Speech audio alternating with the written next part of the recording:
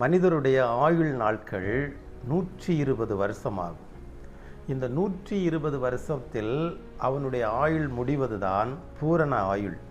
ஆனால் அதற்கு முன்பதாக 119 விதமான மரணங்களை அவன் சந்திக்க வேண்டும். இந்த 119 மரணமும் எல்லா ஆண்டுகளிலும் வரும்.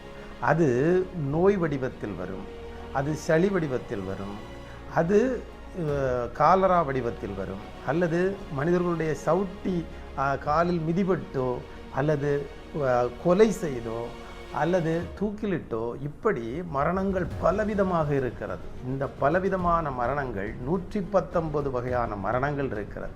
இந்த மரணத்தை எல்லாம் தாண்டி போவதற்கு அவனுக்கு செல்வங்கள் வேண்டும், புத்தி வேண்டும், யுக்தி வேண்டும், அவனுக்கு உடலில் வலு வேண்டும்.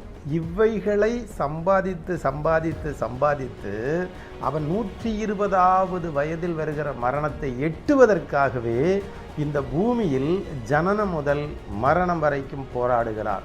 இதுதான் ஜனனத்துக்கும் மரணத்திற்கும் இடையில் பட்ட ஒரு வித்தியாசங்களாகும். அதாவது பிறந்து 120வது வயதில் இறக்க வேண்டும் என்பதுதான் கால புருஷனுடைய விதியாக இருக்கிறது.